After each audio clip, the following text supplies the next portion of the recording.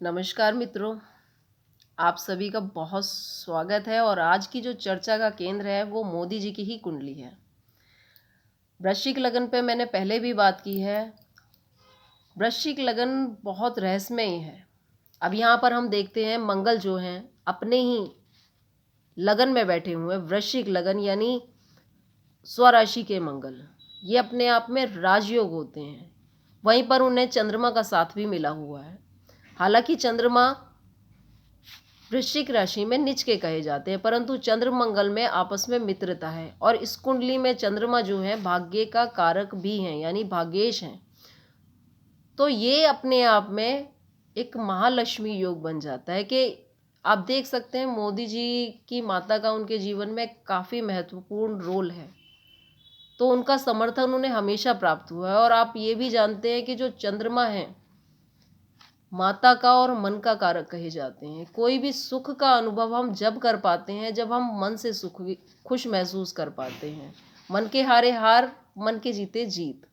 अब समय के अगर अदर योग ना भी हों तो ये अपने आप में बहुत बहुत मजबूत स्थिति है कि लगन में लग्नेश भी मौजूद है और भाग्येश भी मौजूद है। अपने आप में बहुत बड़ा राजयोग है कि मंगल जो हैं साथ आ गए तो ऊर्जा, जैसे कि कहा ही जाता है 24/7 वर्किंग क्वालिटी।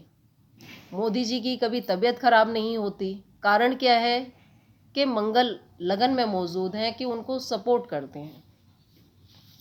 दूसरे, आलस, मंगल की आदत है ही नहीं कि आलस करना, कि वो हमेशा सबसे फुर्तीला ग्रह कहा जाता है, हमेशा एक्टिव, कभी ना थकने वाला। दूसरे, स्वाभिमान भी बहुत है मंगल में। सूर्य के बाद अगर किसी ग्रह को बहुत विशेष माना जाता है, या तो गुरु हैं वो ज्ञान के लिए, लेकिन जो ऊर्जा और सारी चीज़ों के साथ आते हैं तो वो मंगल ही हैं। अगर मंगल का समर्थन आपके पास है तो आप बहुत सारी चीज़ों पर कंट्रोल पा सकते हैं।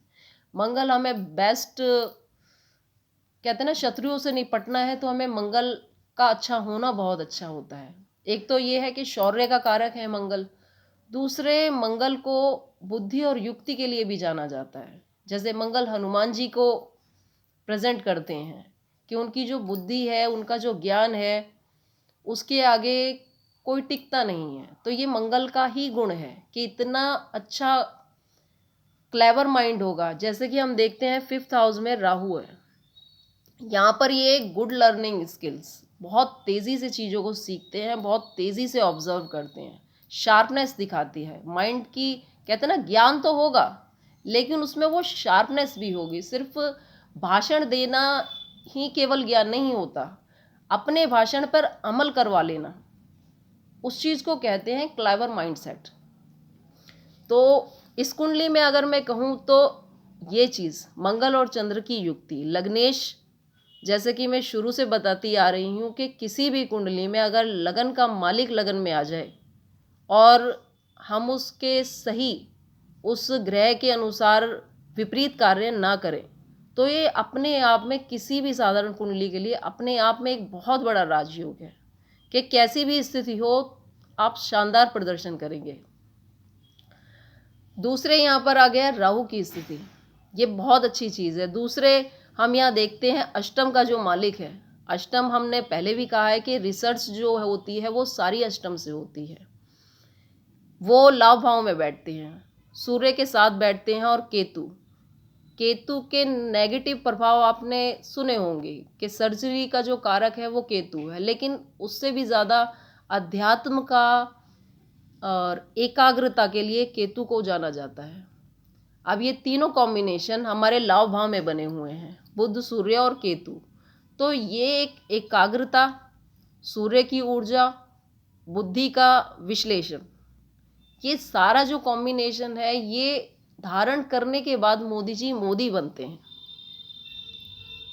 बाकी हर व्यक्ति या जातक के लिए यही विशेषता है कि अगर वो गुणों को धारण करता है तो साधारण कुंडली में भी विशेषता को दर्शा पाता है। गुणों को धारण करना बिल्कुल ऐसे है जैसे एक होता है साधारण तौर पर व्रत रखना, एक होता है व्रत धारण कर लेना, गुणों को धारण कर लेना, नियमों को ना तोड़ना। अन्न का त्याग करना व्रत करने जैसा है। बुरी आदतों का त्याग करने का व्रत कितने लोग कर पाते हैं? अगर ये कोई एक भी अमल कर पाते हैं चीज़ों पर, तो बहुत कमाल के रिजल्ट निकलते हैं। और उसमें भी अगर बहुत खूबसूरत या बहुत पक्ष वाली या योग कारक दशाएं हमारे साथ जुड़ जाएं, तो हर नामुमकिन चीज़ संभव हो पाती है। धन्यवाद। मंगल ग्रह की विशेषता पर विशेष ध्यान रखें। ये नहीं कि सिर्फ मोदी जी की कुंडली है, गुणों को धारण करने की विशेषता ही विशेष बनाती है। धन्यवाद। सभी मंगल कामनाओं के साथ नमस्कार।